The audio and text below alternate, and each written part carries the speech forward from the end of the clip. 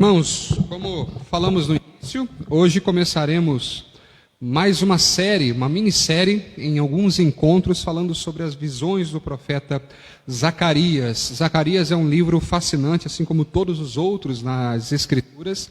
E ultimamente aqui na igreja, aqui na terceira igreja, a gente tem estudado e olhado com mais carinho para alguns livros que às vezes são, não vou dizer deixados de lado, mas são não tão prestigiados por nós cristãos na nossa vida devocional como outros, né? A gente sabe que os evangelhos estão sempre aí na mente, no coração das pessoas, alguns livros específicos do Antigo Testamento também.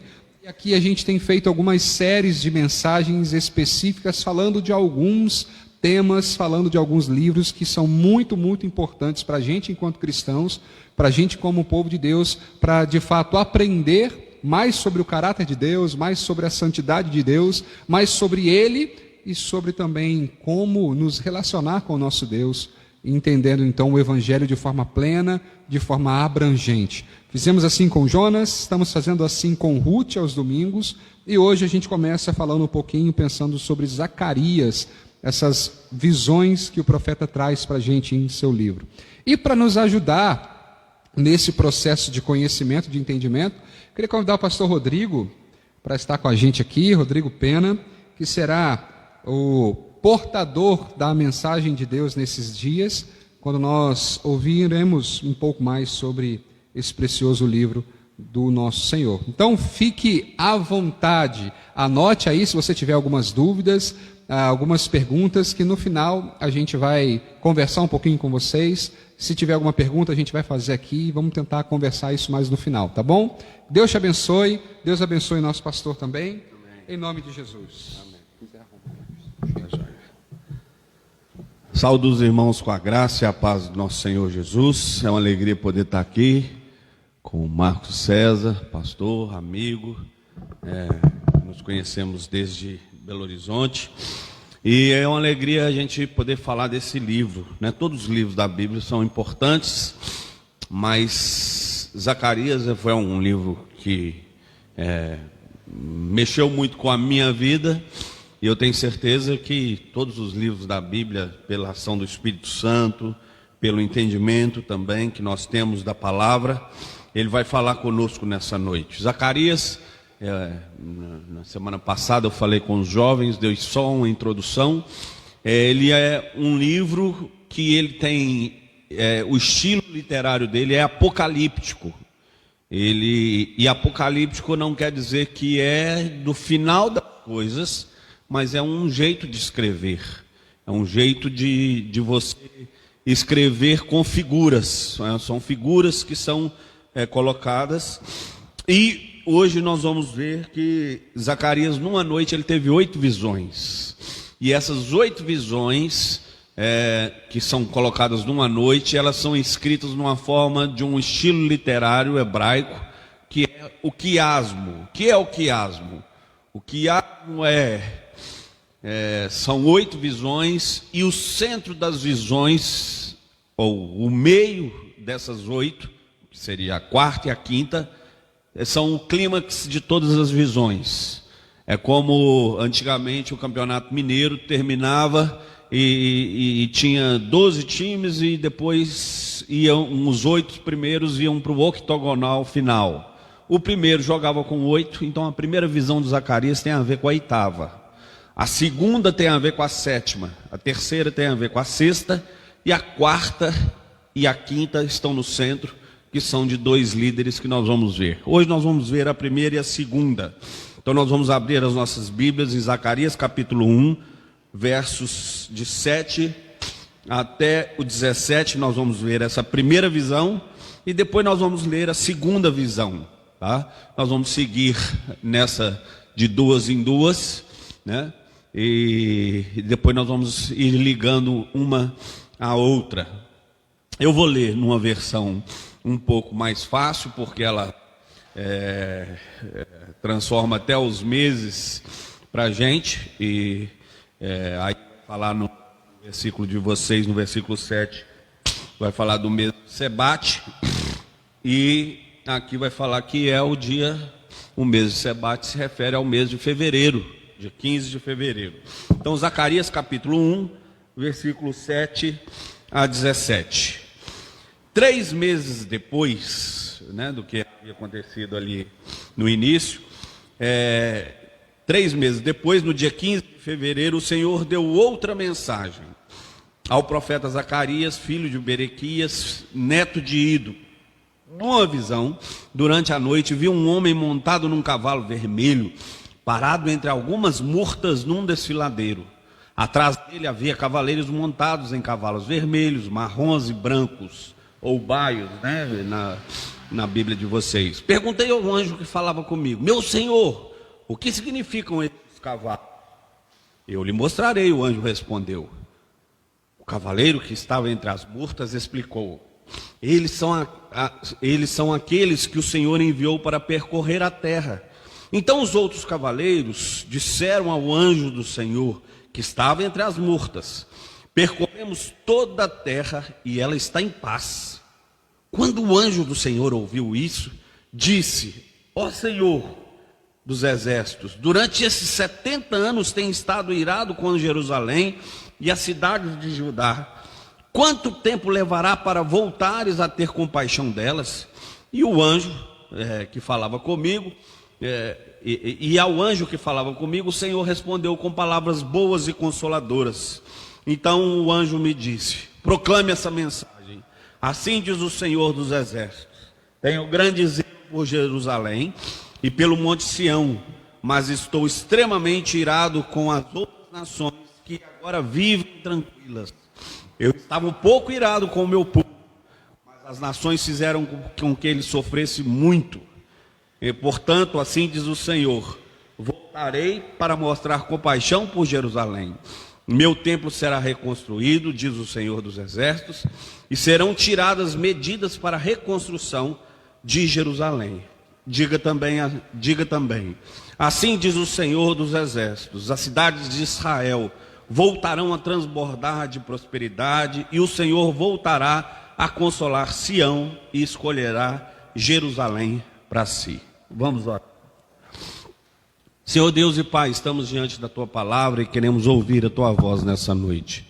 Pedimos, ó Deus, que o Senhor fale conosco, que o Senhor fale ao nosso coração, que o Senhor nos dê entendimento da Sua palavra e que o Senhor nos conforte nessa noite também.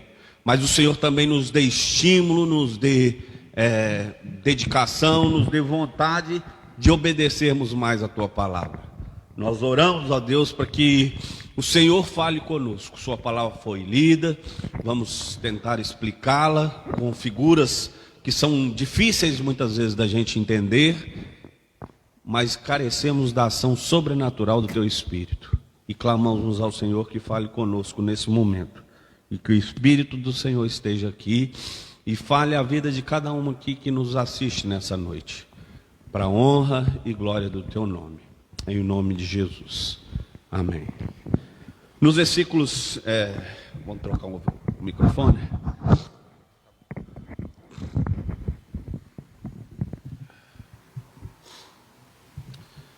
Tranquilo. Nos versículos de 1 a 6 que nós vimos na semana passada, nós começamos que a mensagem de Zacarias ela foi endereçada ao que pessoas que estavam passando por muitas lutas. Eles tinham voltado a Jerusalém depois de 70 anos escravos na Babilônia, e eles voltaram para reconstruir o templo, reconstruir os muros, com Esdras, Neemias e um outro profeta que pregava além de Zacarias, que eram motivadores para a reconstrução. E todos aqueles que já construíram alguma coisa sabem que construir com dinheiro é muito fácil. Mas construir sem dinheiro, ou no meio da pobreza, com a cidade toda destruída, sem ter... Era um grupo de mais ou menos 40 mil pessoas que estava em Jerusalém, os que estavam, mais os que voltaram, dava um grupo de 40 mil pessoas. Agora, sob o governo do reinado persa, né, do rei Dario, e eles haviam voltado para Jerusalém. Mas voltar geograficamente, nós vimos que não é solução para a vida de ninguém. Nós precisamos nos voltar, não para voltar à igreja, claro, nós precisamos, Mas só voltar para a igreja, se nós não nos voltarmos para Deus, não é suficiente. Então nós precisamos nos voltar àquele que é o Senhor de todas as coisas. E Deus vai dizer isso no versículo 3 do capítulo 1 de Zacarias: tornai-os para mim e eu me tornarei para vós outros. E eles haviam começado a construção, e nesse momento eles já haviam até parado, porque havia muita oposição. Havia oposição, no livro vai dizer, de Sambalá e Tobias, que se opuseram a essa reconstrução. No livro de Ageu eles vão falar: poxa, como que nós vamos reconstruir Jerusalém, o templo, que é o símbolo da presença do Senhor, sendo que nós não estamos tendo dificuldade para reconstruir as nossas casas. Só que Deus era a coisa mais importante ali, e Deus iria suprir tudo aquilo que eles precisavam. E Ageu vai mostrar que as pessoas diziam: este não é momento para grandes projetos. Mas quem define? Porque se a igreja é de Deus, se o povo é de Deus, e naquela época com um templo, e nós não temos mais um templo, porque temos Jesus como templo e nós como templos, né, que é a habitação do Espírito do Senhor, nós temos o prédio da igreja. Se Deus diz constrói, se Deus diz faz, se Deus diz, o tempo é dele, a hora quem diz é ele. E você fala, e o dinheiro para isso? E a condição para isso? Como é que nós vamos fazer se a gente não tem? Deus vai prover, porque a Bíblia diz que ele é dono do ouro e da prata e tudo que nela se contém. Mas este era o tempo que o Senhor havia colocado. E isso é dito por Ageu e por Zacarias, porque eles eram motivadores para a reconstrução, então, da cidade. Então a palavra do Senhor vem e os alerta para esta reconstrução. Se isso era o que Deus queria, e muitas vezes isso é dito de qualquer forma, até por pregadores, às vezes a gente diz coisas para as pessoas: você deve fazer isso, porque a Bíblia diz que nós devemos fazer isso, não como um peso, como um jugo. Isso pode trazer desânimo para a gente. Por quê? Porque você fala, você precisa fazer isso, mas a gente não sente que a gente tem condição de fazer aquilo.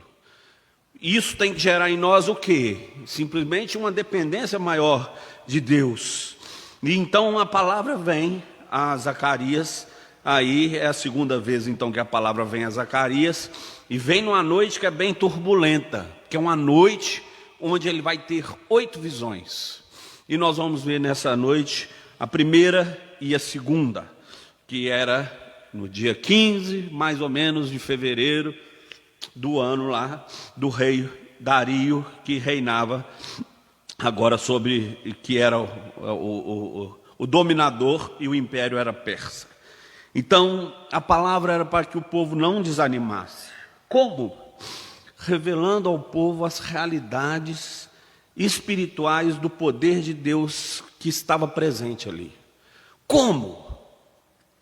Então ele vai mostrar nessa primeira visão que essa palavra era para encorajar as pessoas. Vamos tentar entender então o que Zacarias vê e o que ele ouve. Ele vê no versículo 8 um homem no cavalo vermelho, que ele anda montado no cavalo. Atrás dele tem cavalo vermelho, tem cavalo beges e tem cavalos brancos. Entende-se que haviam cavaleiros em cima daqueles cavalos. E no versículo 11, o homem do cavalo vermelho, num outro cavalo vermelho, talvez, que aqueles que receberam aí o PowerPoint podem ver, era o anjo do Senhor, ou era uma pré-encarnação de Cristo, ou era o próprio Cristo pré-encarnado montado naquele cavalo. Porque Zacarias vai fazer perguntas ao Senhor, e o anjo do Senhor respondia essas perguntas. Então, aqui ele aparece montado no cavalo vermelho. Vermelho é cor de sangue. Em Apocalipse vai dizer que ele saiu para tirar a paz da terra. E esse texto tem a ver com paz. se fala, uma das coisas de literatura apocalíptica é que a gente não consegue entender tudo que está escrito. A gente tem que dizer, em Apocalipse são as maiores divisões que existem dentro das igrejas. E as outras cores mostram que os cavaleiros também não levavam apenas juízo. Eles não levavam apenas o sangue, né, de guerra para tirar a paz, mas eles levavam algumas outras coisas mais. Que pode ser? A gente não quer se deter em todas essas coisas, mas há um problema aí.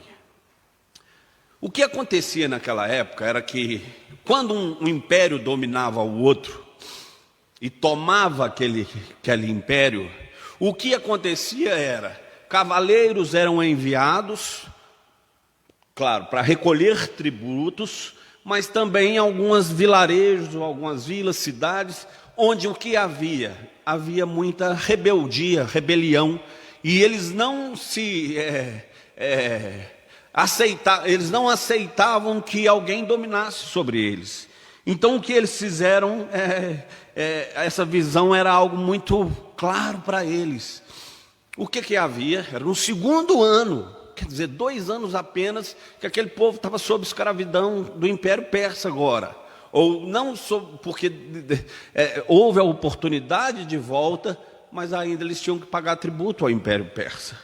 E aí, as murtas, alguns vão dizer que é um símbolo de restauração. Há um desfiladeiro aí, que é um local próximo a Jerusalém, e que provavelmente por causa de muito estrago do que foi feito, que muita gente foi morta quando eles foram levados cativos para a Babilônia, e os muros estavam destruídos. Neemias chora por causa disso, e parecia que isso era como a visão de Zacarias, era que nesses cavaleiros, os cavaleiros eram enviados por Deus. Então esses cavaleiros que Deus havia enviado, ele estava pronto para fazer uma guerra. Só que a guerra não era uma guerra militar, e nós vamos ver isso na próxima visão, mas era uma guerra de trazer conforto e trazer consolo para o povo dele. Zacarias pergunta, o que eram aqueles cavalos? E essa visão então vai nos mostrar algo aí sobre Deus. O fato desses cavaleiros percorrerem, e diz, o texto vai dizer no versículo 10, então respondeu o homem que estava entre as murteiras e disse, são os que o Senhor tem enviado para percorrerem a terra. O que quer dizer isso? Que Deus havia enviado cavaleiros, na visão de Zacarias, para ver como a terra estava. E o problema dessa passagem é que a terra estava tranquila, a terra estava em paz. Falou, poxa, mas isso não é bom? Não, esse era o problema. O problema é que a terra estava em paz num momento em que não deveriam estar em paz, porque eles fizeram algo com o povo de Deus, e nós vamos ver. E eles traziam essas informações ao rei de volta, ao Senhor, e Deus não ignora tudo o que está acontecendo. Deus sabe de tudo que está acontecendo. Então, voltando às visões, o que o anjo que montava o cavalo informa no versículo 11? A terra está então repousada e tranquila, né? 2 anos após a conquista então de Dario, períodos de conquista sobre os babilônios, agora o povo vivia em paz, mas havia muitas rebeliões. Então, no contexto, o povo de Israel conhecia o que era isso, e o relatório parece mostrar que estava tudo bem, mas isso não era bom. A terra estava repousada e tranquila. Então um anjo do Senhor respondeu, ó Senhor dos exércitos, até quando não terás compaixão de Jerusalém e das cidades de Judá, contra quem estás indignado já faz 70 anos? Quer dizer, o povo passou 70 anos escravo na Babilônia, eles retornam, e na visão de Zacarias eles perguntam, poxa, até quando o senhor vai deixar que agora é o Império Persa, nós vamos ficar desse jeito, o senhor não vai fazer nada? Não, pode deixar que eu vou fazer alguma coisa, é isso que vai ser mostrado. Nós já ficamos 70 anos escravos, Mas existem momentos de paz na nossa vida, mas não é aquela paz que Jesus mesmo disse: deixo-vos a paz, a minha paz vos dou, não vou lá dou como o mundo dá. Então, algumas pessoas, a gente pode pregar o evangelho e dizer: eu queria falar para você de Jesus, ou queria falar para você disso, para que você tenha paz. Eu falo: não, já vivo em paz. Então, as pessoas não precisam de Jesus para viver em paz. Prova dessa visão aqui, eles estavam vivendo em paz. Então, a pergunta respondida no versículo 13: respondeu o Senhor com o quê? Com palavras boas e consoladoras. Deus então consola o povo, né? E respondeu com palavras aí que consolariam o povo. E o anjo então dá a Zacarias uma mensagem a ser proclamada. E ela vem em duas partes. A primeira é o cuidado do Senhor para com seu povo. E no versículo 14 ele diz: clama, assim diz o Senhor dos Exércitos, com grande empenho estou zelando por Jerusalém e por Sião. Quer dizer, tudo isso dos cavaleiros saírem, voltarem, trazendo notícias, era Deus, que é o Senhor de toda a terra, e os olhos do Senhor percorrem toda a terra. Ele estava vendo o que estava acontecendo, e ele está dizendo: fique tranquilo, se sinta consolado, porque eu vou dar um jeito nisso aí. O lado positivo das palavras consoladoras, palavras confortadoras. Deus manda Zacarias, então, como pregador, confortar as pessoas. Se sinta confortado. Por quê? Porque isso não vai durar para sempre. Por quê? Porque havia um cuidado de Deus. Deus se irou com um povo. Por quê? Porque Ele mandou profetas no passado e o povo não obedeceu. Por isso eles foram levados cativos para a Babilônia. Mas agora eles tinham a oportunidade de retornar e viver da maneira correta.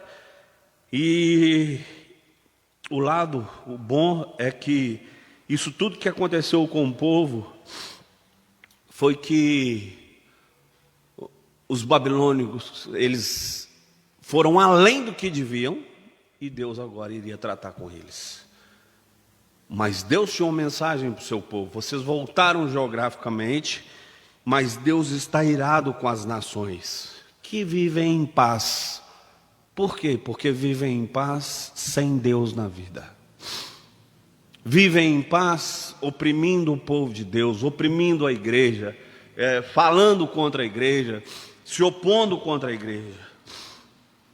Eles foram usados por Deus para tratar com o povo de Deus, mas eles não usaram de misericórdia. Mas agora Deus usaria de misericórdia para com eles.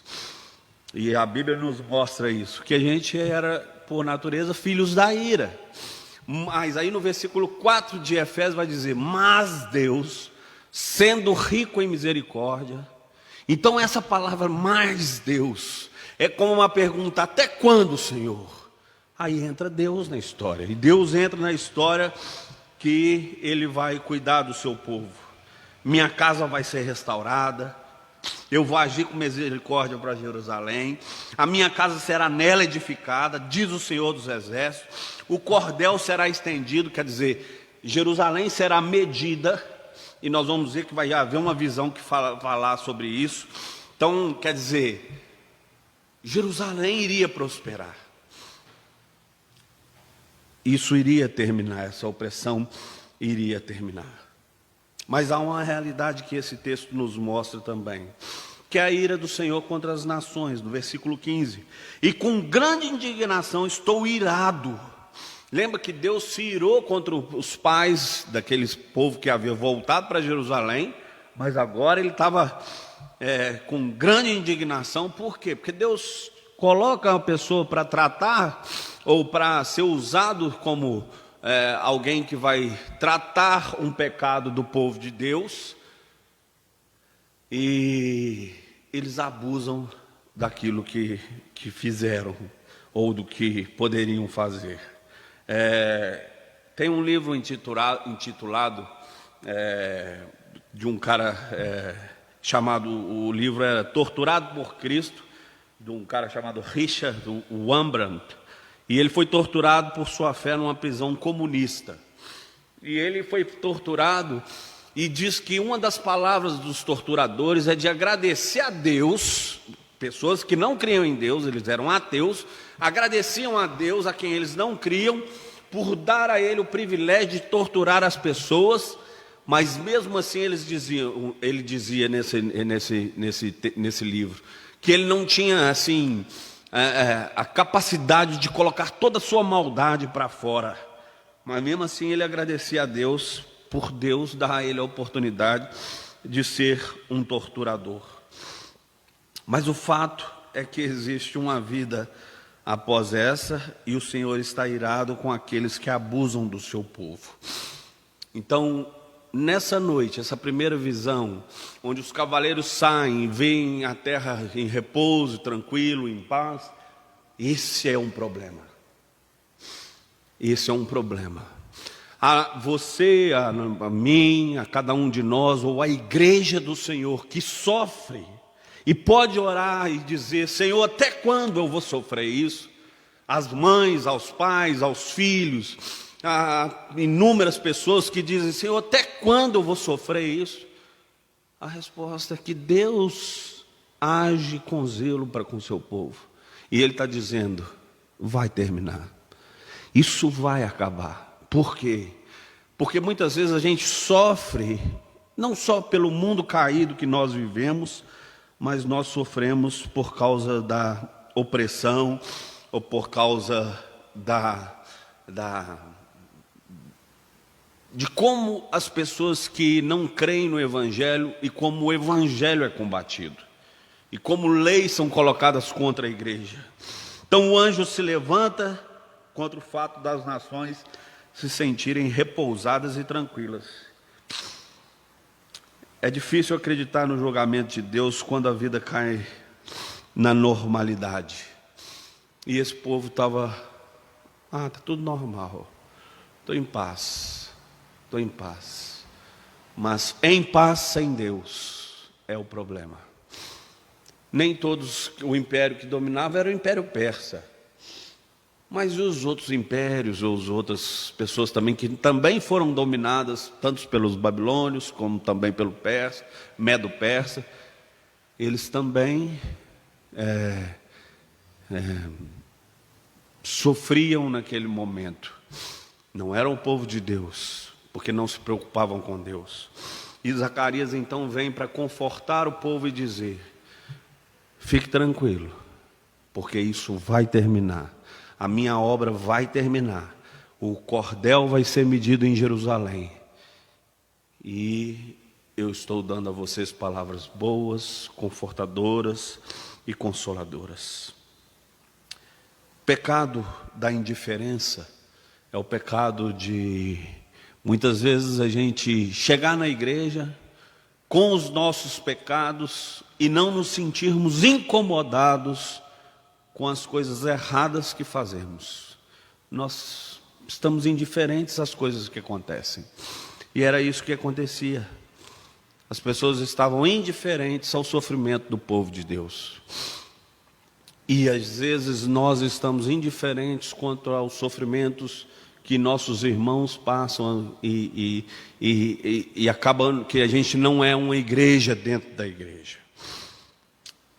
Eu queria concluir essa visão. Eu sei que há muitas coisas aqui, mas a palavra de Deus, ela não é vazia. E muitas vezes o pecado da indiferença. Eu posso vir à igreja, mas sair daqui como se nada tivesse acontecido. Esse é pior do que eu sair revoltado com a mensagem que o pastor pregou. Esse é pior do que eu sair, não quero isso para mim. Esse é pior do que dizer, vou mudar de vida, que é o que nós devemos fazer. E eu queria perguntar a você nessa noite, se você ainda não crê em Jesus, eu queria te dizer umas coisas. O Senhor conhece os seus pecados, os meus pecados e o pecado de cada um. E Ele está irado contra isso.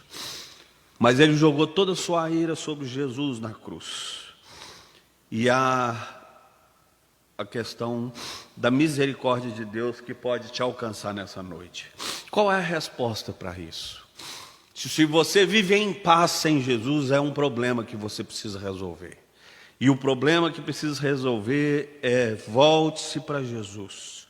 Corra para Cristo, que é o único local seguro. E você vai ser parte do povo de Deus, que o Senhor zela por ele, que o Senhor tem ciúme dele. Experimente o outro lado da mensagem de Zacarias. Queria lembrar uma coisa que eu disse na semana passada. Zacarias é tão cristológico ou cristocêntrico que Zacarias ele é vendido por 30 moedas de prata. E nós sabemos que Jesus no Novo Testamento ele é vendido por 30 moedas de prata. Então a primeira visão envolve 3 coisas. O Senhor está vendo tudo que acontece na terra. Ele sabe dos seus sofrimentos, dos meus sofrimentos, dos sofrimentos daqueles que não conhecem ao Senhor, e Ele dá a oportunidade.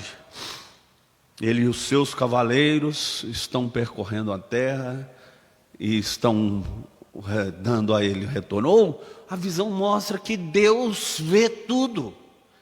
E Ele sabe o que cada um pensa. Mas o Senhor está irado contra aqueles que se opõem ao povo de Deus. E a Bíblia diz que as portas do inferno não prevalecerão contra a igreja. O zelo do Senhor com relação ao seu povo e sua vontade de abençoá-los. É isso que Deus diz aqui. A obra vai terminar. O meu templo será reconstruído. Quero dizer isso a você nessa noite. Você que passa por lutas, dificuldades no Evangelho e tem lutado para ser um crente, tem lutado para retornar ao Evangelho, a retornar à vida na igreja, que Deus está dizendo, que Deus te traz nessa noite palavras boas e consoladoras. Está difícil? Tá. A luta é brava? É. Mas Jesus está no controle de todas as coisas. Não é uma boa notícia a gente ver um mundo que não se preocupa com Deus, mostrando indiferença para Ele. E talvez a gente tenha pessoas assim na nossa família, que são indiferentes ao Evangelho. Você precisava mesmo do Evangelho, porque você tinha problema com álcool, com drogas, com prostituição, com roubo, com isso, com aquilo. Então você precisava de Jesus. Não, você precisa do Evangelho, porque você está se sentindo tranquilo sem Jesus. Nós também trabalhamos numa reconstrução de um templo. Nós também trabalhamos na construção de um prédio. A Bíblia chama que cada crente é essa. Nós somos pedras vivas. A Bíblia diz que Jesus disse, quando os discípulos falam que o prédio bonito era o templo que foi reconstruído, que o templo primeiro de Salomão foi muito construído com muito dinheiro. Salomão era muito rico. A reconstrução na pobreza aqui, com muita dificuldade. Ainda teve alguns problemas que passaram, porque teve reformas ainda nesse tempo, que depois foi destruído com o rei Joás. Mas também nós trabalhamos na reconstrução de um templo. E Jesus disse, não vai ficar pedra sobre pedra, mas em 3 dias eu vou reconstruir. O que quer dizer isso? Que Jesus é o templo. E nós fazemos parte desse templo em Jesus. E que nessa noite você possa fazer parte desse templo, sabendo que Deus é o dono da obra. E o dono da obra está dizendo, vai terminar. Dinheiro não vai ser o problema, mas como nós construímos essa obra? Nós construímos essa obra pregando o Evangelho de Jesus, o nosso Salvador.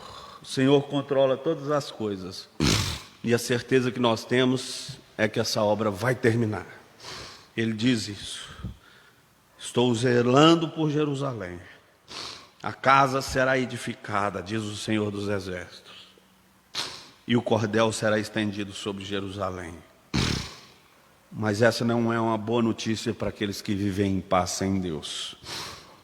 O que ele diz é que isso vai acabar. Viver em paz sem Deus é um problema. Vamos para a segunda visão, então. A segunda visão são de 4 chifres e 4 ferreiros. ou 4 artesãos que vão enfrentar ali esses 4 chifres. Levantei os olhos, essa é a segunda visão, versículo 18, e vi 4 chifres, e eis 4 chifres. Perguntei ao anjo que falava comigo: o que é isso? Ele me respondeu: são os chifres que dispersaram a Judá, a Israel e a Jerusalém. O Senhor me mostrou 4 ferreiros, ou 4 artesãos, depende, ou 4 trabalhadores. Então perguntei: que vem fazer esses? Ele respondeu: aqueles são os chifres que dispersaram a Judá, de maneira que ninguém pode levantar a cabeça. Estes ferreiros, pois, vieram para os amedrontar, para derribar os chifres das nações, e levantaram o seu poder contra a terra de Judá, para os espalhar. Essa é a segunda visão, então, e nós temos aqui 4 chifres. E eu tenho certeza que todos nós aqui já passamos por oposição na nossa vida, ou lutas na nossa vida. Algumas nós enfrentamos até injustas.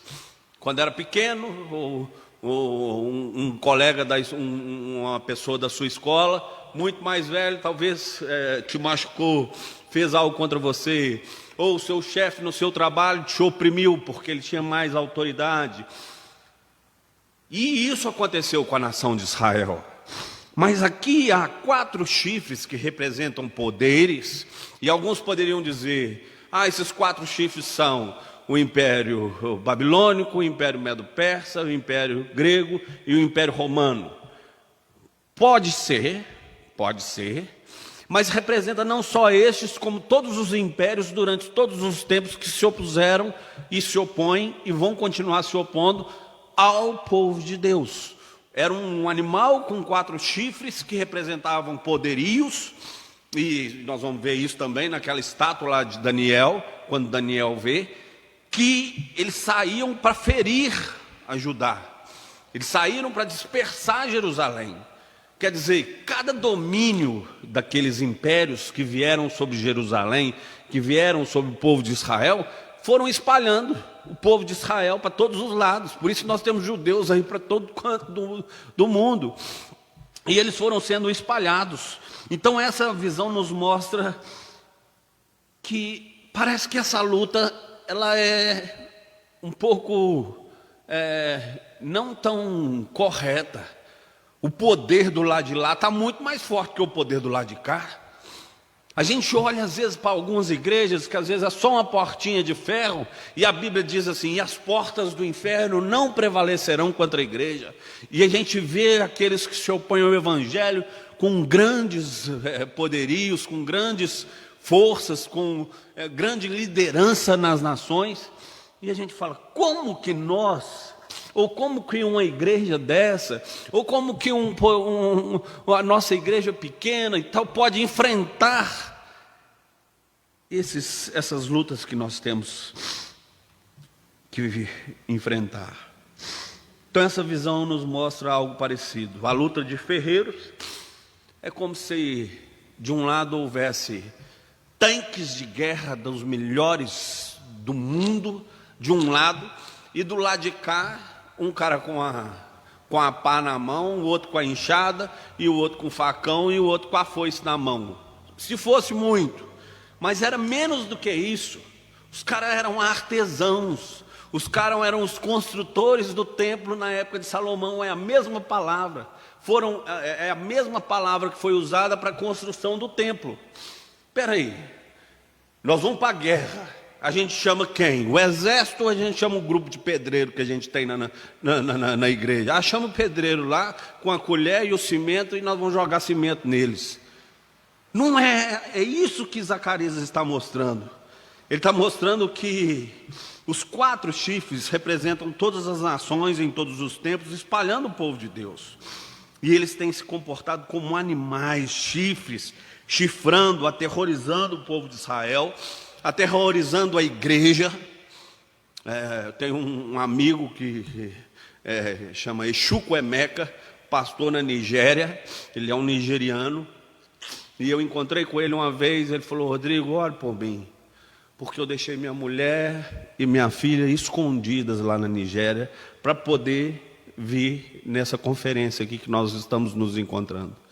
Porque colocaram uma bomba na igreja. As pessoas não estão querendo ir na igreja. Eles estão querendo matar a família do pastor, eles estão querendo matar o pastor. Eu tive um outro colega que chamava Wassen, e ele é pastor no Paquistão. E a igreja evangélica lá no Paquistão. E ele falou: Rodrigo, eu moro perto onde o Bin Laden foi pego. Eu falei: mas como é que é lá, Wassen? Como é que é a igreja lá? De vez em quando eles passam com os fuzil lá e falam assim: culto vai acabar.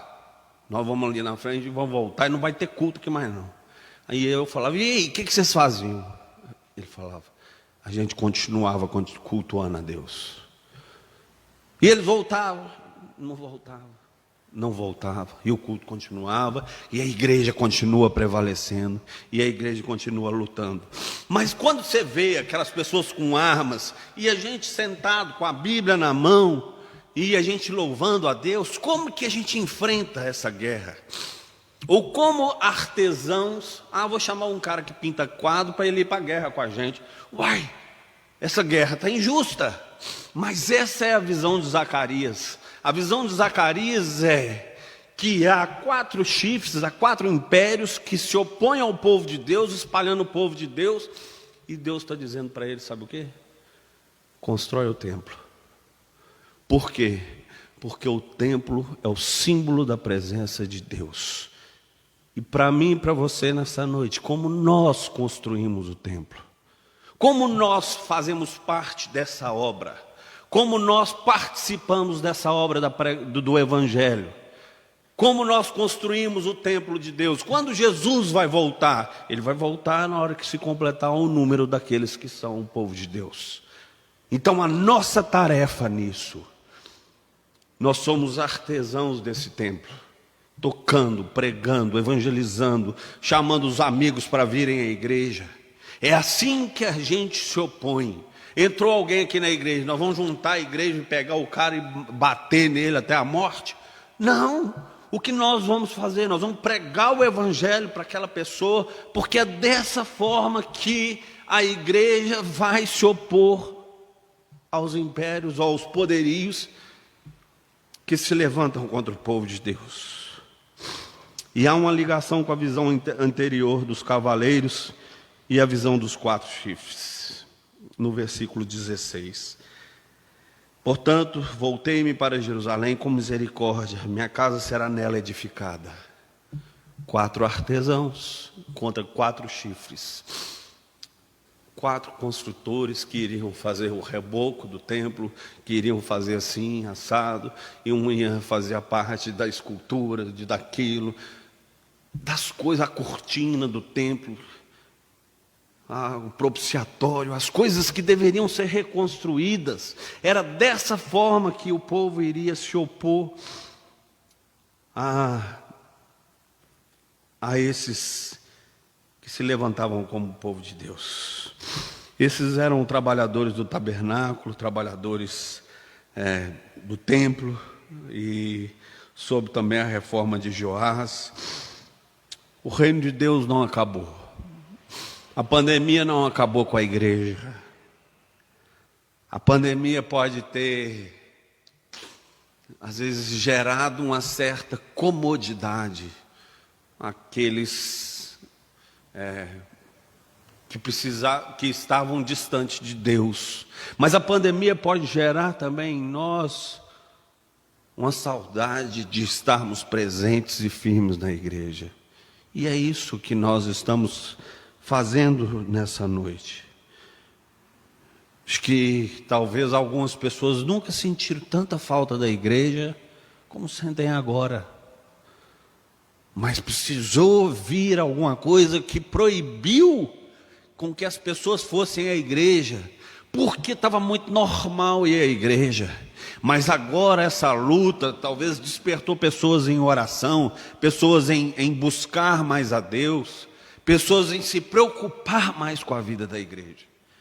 E a maneira de demonstrar essa preocupação, ou a maneira de continuar a mensagem, ou de enfrentar as oposições que vêm contra o povo de Deus, é pregando o Evangelho, é levando o Evangelho. O reino não acabou, ele governa, e é isso que estava acontecendo. E alguns talvez pensassem, quando uma nação é destruída, quer dizer que o Deus dela é inferior. Mas olha como que é interessante.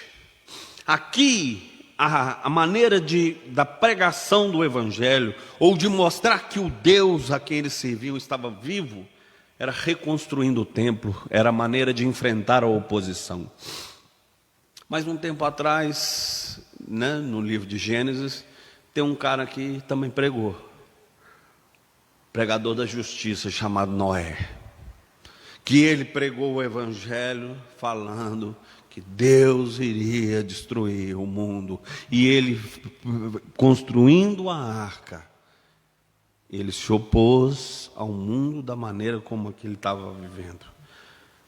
O problema dos contemporâneos de Zacarias era de pensar que a reconstrução do templo era algo muito pequeno. Talvez esse seja o nosso problema muitas vezes. A igreja está fechada, isso não é problema, não. Daqui a pouco, na hora que voltar, eu volto a ser crente, vou na igreja de novo. Mas o que nós podemos fazer durante esse tempo? A mensagem dessa visão é que o mundo está sob julgamento. E o que nos foi dito na visão anterior vai se cumprir. Se foi Babilônia, se foi Império Medo-Persa, se foi Império Grego, se foram os romanos que dispersaram, o templo de Jerusalém apontava para uma pessoa, que é Jesus, que é onde nós encontramos com Deus.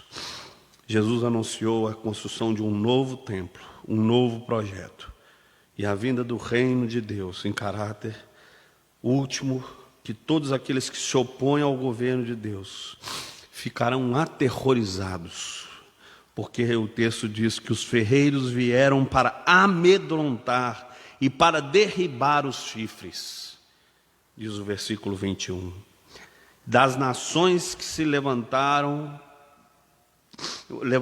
o seu poder contra a terra de Judá para espalhar. Mas como Deus constrói a sua igreja hoje? Como Deus constrói o povo dele hoje? Através da pregação do Evangelho. A pregação do Evangelho às vezes parece muito fraca. Parece que nós não sabemos o que vai chegar. Os pregadores às vezes pregam ano após ano e às vezes não vem diferença, mas nós somos frutos de um pregador que passou 8 anos. A igreja presbiteriana é 8 anos no Brasil, e nós aqui estamos. Será que na morte dele ele pensou, isso vai dar resultado? Nós somos resultado desses. E o que nós vamos fazer até o dia em que Jesus voltar? Como nós, então, enfrentamos aqueles que se opõem ao Evangelho?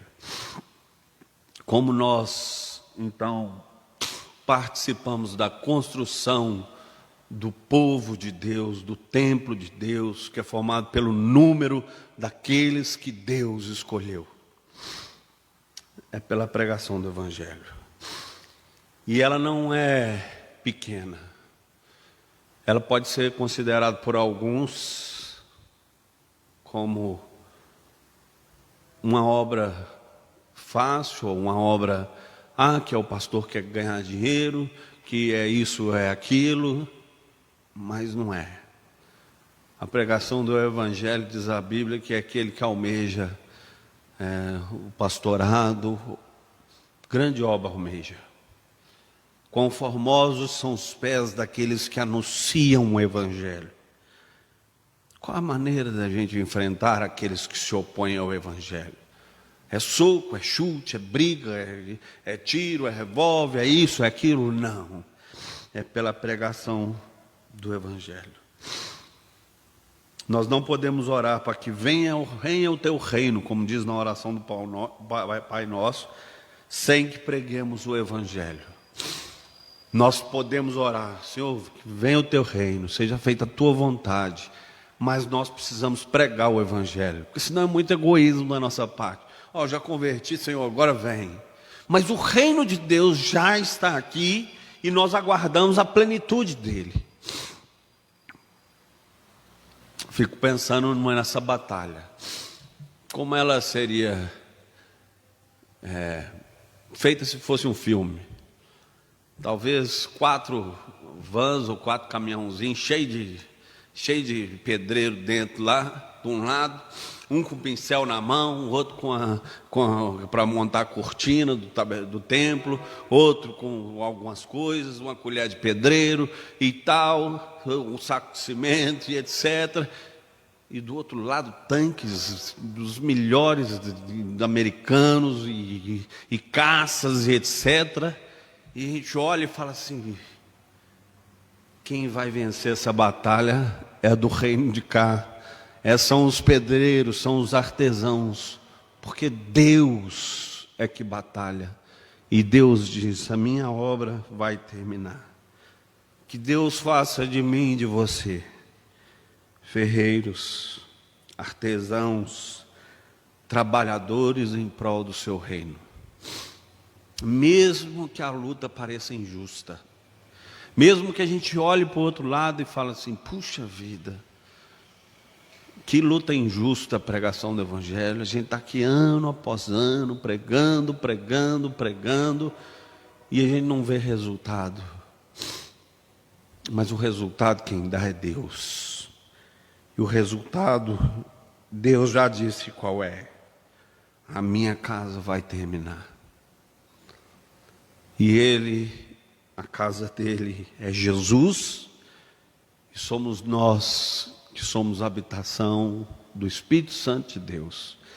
E quem mais? E todos mais quantos o Senhor quiser chamar. E diz Joel: e aqueles que invocarem o seu nome. Mas é quem o Senhor chamar ou quem invocar. São as duas coisas juntas. Mas vem pela pregação do evangelho. Nós somos artesãos. Deus nos deu uma tarefa sensacional, simples, de pregar o evangelho. E assim nós vamos construindo aquilo que é o mais importante da nossa vida. Que nós não negligenciemos isso.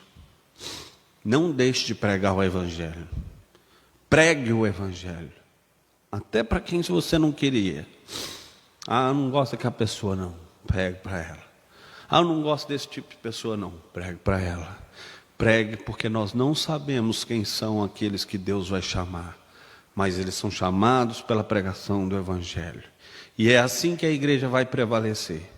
É assim que a igreja vai vencer esse exército que vem sempre para dispersar, sempre para se opor ao evangelho. E que Deus nos abençoe nessa noite. Que haja aqui e que haja aí na sua casa pessoas dispostas a pregar o evangelho, a construir o prédio que é do Senhor, que é Jesus, mas todos aqueles que o Senhor vai chamando, pelos quais Ele derramou o seu sangue na cruz do Calvário.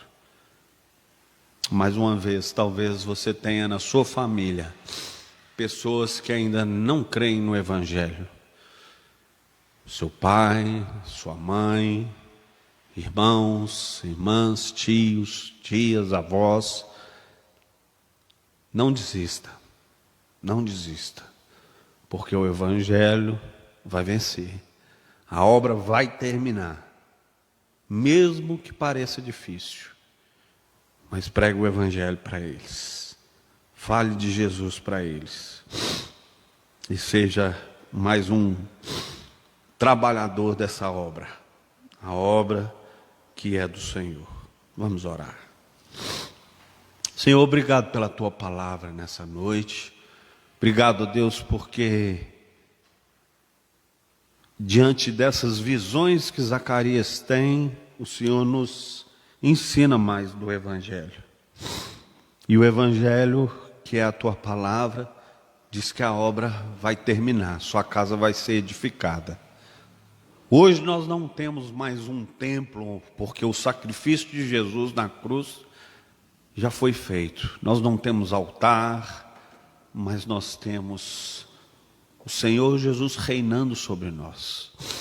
E nós te damos graças por isso. Mas que o Senhor nos faça, ó Deus, pregadores da tua palavra, que compartilhemos o Evangelho com os nossos irmãos, amigos, com aqueles que ainda não conhecem a tua palavra. Mesmo que a luta pareça injusta, mesmo que na sua escola, no seu trabalho, você seja minoria, mesmo que você seja ridicularizado por alguns e tratado com indiferença, com muitas vezes as pessoas não querendo te ouvir, ou nem te convidar para algumas coisas por você ser um evangélico. Mas creia que a obra é do Senhor. Os seus cavaleiros percorrem toda a terra e o Senhor está de olho na sua obra. A obra é do Senhor.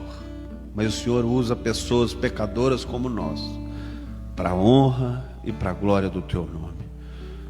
Faça de cada um de nós aqui, ó Deus, trabalhadores, artesãos, pregadores do Evangelho, falando de Jesus àqueles que ainda não te conhecem, para a honra e para a glória do Senhor. E aqueles, ó Deus, que necessitam nessa noite, nas suas casas, de palavras de consolo e de conforto, que eles possam ser confortados nessa noite,